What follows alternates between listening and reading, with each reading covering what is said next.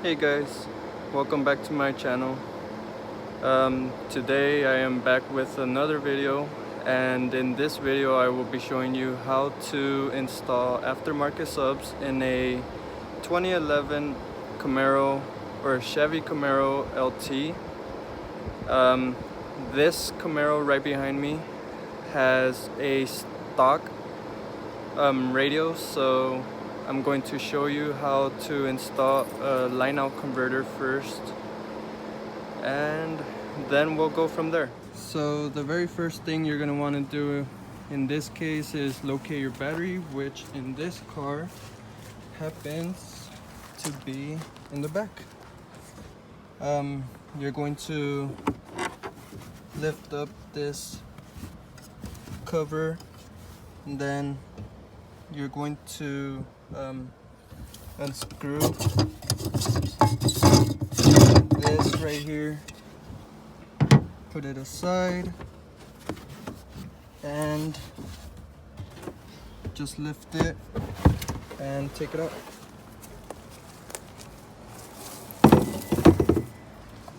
By doing so, you will expose your spare tire, and yeah,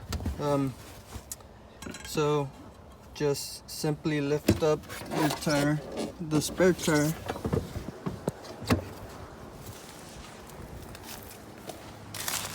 put it aside, and there's your battery. So to access your positive and negative terminals, you're going to have to unclip this plastic cover, and there it is. So the reason why this car already has the red power wire on it, this one right here, is because I had already wired this car up for subs, but something was going on with the amp, and my friend asked me to see what was wrong. So I am going to rewire and this time record the process for you guys. That way you guys have something to go off of in order to help you wire your Camaros up. So the first thing you want to do is the negative. You're going to want to loosen it and take it off, and then you're going to want to loosen one of the screws on your positive and connect your power wire right there. After you've done that, you're able to close the cap still, and if you aren't, just cut a little like hole right there out, and yeah, then you'll want to connect it to your fuse. So you'll want about 1 foot or so of wire on one end of the fuse, and then on the other end of the fuse you'll connect the rest of the wire. The reason for this is in case it tries pushing too much amps through that wire, it will fry maybe a foot of wire, rather than having the fuse holder at the end of the power wire and have it fry like 10-15 feet of wire. So yeah, it'd be fairly replaceable if it fries only 1 foot of wire. So as you can see, this fuse holder at the moment does not have a fuse, and that is because I didn't want it to short out. Like I didn't want the fuse to blow in case this touched any of the like ground or the frame of the car. And yeah, it's just basically for safety reasons. So Yes, the fuse holder is right here. Connect the rest of the wire up there, and then after that is connected, you will still leave the negative off, and this is because you will be working with the wires up here, the speaker wires. And I mean, really nothing happens if you have the negative on, but just as a safety precaution, just keep it off. So after you have your power wire connected, the next thing you will want to do is connect your line out converter. And in order to do that, you're going to have to tap into the rear speaker wires, which are right here. And as you can notice, there are 4 speaker wires to each speaker. This is mainly to separate the treble and the bass in each speaker. So you're gonna have to find which wires are going to work for bass. So on the left rear speaker, there is a blue with a fatter white stripe, and that's going to be your positive for your bass. And then there's going to be a green with a black stripe, that's going to be your negative for your bass. Now if you go to your rear right speaker or the passenger speaker, you'll have another 4 wires for the same reason. In this one, there's like a bluish gray wire with a black stripe. That is going to be your negative. I'm gonna see if I could get a better shot. So as you can see, this one,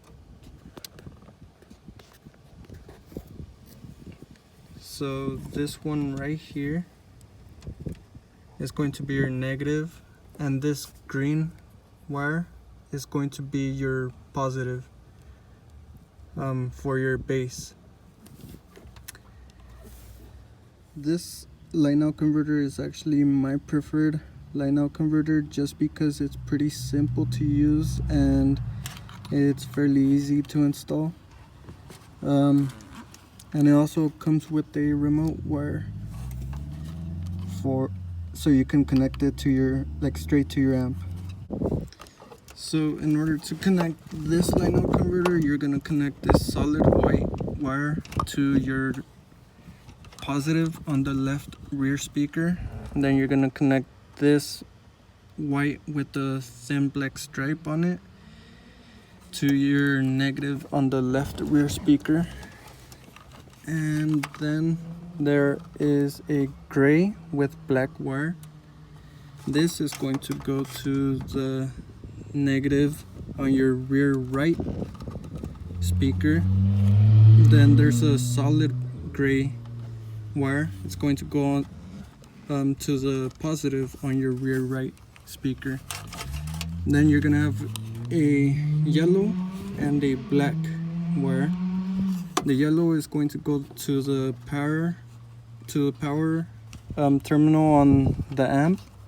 The black wire is going to go to the negative terminal on the amp. And there's also this other wire that lets you like connect like a little remote in here. So yeah, and then there's this blue wire, blue and white wire. It goes to the remote on your amp to help it turn on and off.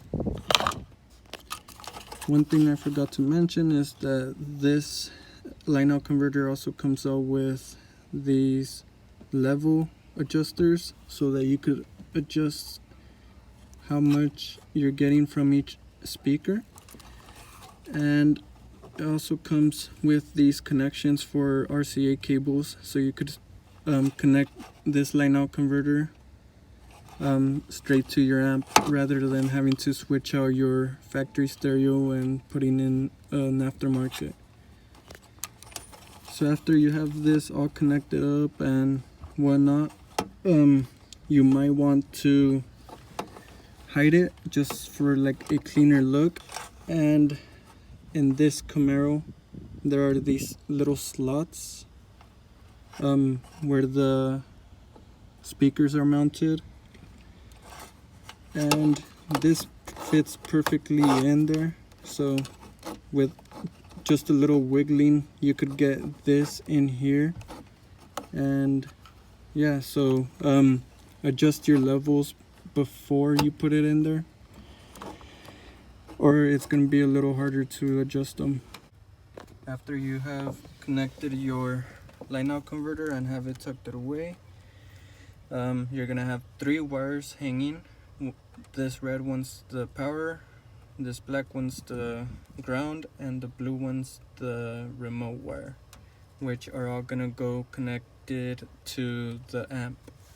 Next, we're going to focus on the ground, and in order to connect the ground, you're going to want to find a mounting point on your frame that is already existing.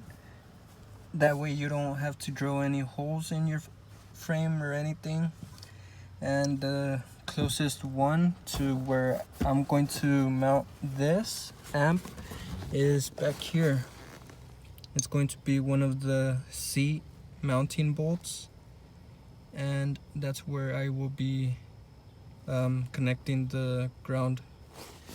And then in order to reach it, I have a ratchet, an extension, and a 16mm.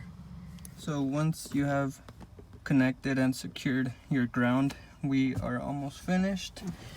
The last few things would be to mount your amp. In this case, I had to mount this amp upside down due to all the terminals being on this side. So yeah, all you're gonna do, connect your power to the power terminal. Don't forget to include this power wire from the line out converter. Also, this negative wire from the line out converter goes into the negative terminal, where your ground will also go. And last but not least, your remote wire is gonna go where the remote wire usually goes. Now I'm also forgetting the speaker wires. They're just gonna go into this terminal up here where the speaker plus and minus go, and they will connect to the terminals on the box, and you are basically finished. So after it is all wired up, this is something close to what it should look like, with the 2 negatives down here, the remote wire in the middle, and 2 positives up here. At least for this kicker amp. It might be different for any other amp that you might have. And then up here are the speaker wires. Just give them a little quick tug, make sure that they won't fall out just like that, because if they are loose, they will fall out while you are driving, and they might short something out or even like blow your subs. So it's a quick 5-second thing, will probably save your subs. And last thing you're gonna want to do back here is connect your RCA cables to their respective connections. And I believe it's gonna be going on input. I don't know if you can see that, but I connected it to the input. And also, if your amp came with a remote, or you have an add-on remote of any type, you will want to go ahead and connect that wherever the remote is gonna go. And in this case, it's gonna go down here. You probably can't see that either, but yeah. So everything is connected on your amp. The last thing you're gonna want to do with your sub enclosure is connect the speaker wires to the terminals. And depending on how you wire your subs, you might have 2 terminals or you might just have 1. So after you have connected the speaker wires, just push back your enclosure to where you would like it. As you can see, this enclosure is a custom enclosure made specifically for the Camaro. It will fit inside the trunk opening because it is fairly small, and yeah, it'll fit perfectly in the trunk. It is going to be pretty snug, so it shouldn't move. If it does, I mean, just put some little brackets around there to hold it so that it won't be moving anymore. And yeah, the enclosure was bought on Amazon. I believe it was $160 or so. I will link the description or the item in the description so it's easier for you guys to find. The very last thing you're gonna want to do is install your fuse, then screw it down as to secure it. You're gonna want to use a little ratchet and a hex or a hex to secure it down better. And don't forget to take off this plastic cover and reconnect the negative on the battery, and you should almost be finished. All you will need to do is put the spare tire back, put the spare cover back. Just make sure you put it in the right orientation or else it won't go in. And then screw down this little cap until it is nice and snug. Pull down the cover. And there is one last thing you will want to do, is to tune your amp. A lot of people have different opinions on how to tune amps. A lot of people will use the DD1, which is like a distortion detector, or any other distortion detector devices like oscilloscopes and whatnot. I usually do mine with like just by ear, or until I see like the protect light flashing. Yeah, when you have turned on your car, the amp will turn on. And as you can see, I have adjusted my settings, well, the settings for this amp, which is my friend's. And yeah, the subs are playing, and after that you're all finished. If you ain't got a foreign, then she laughs. It's true. Malibu, Malibu.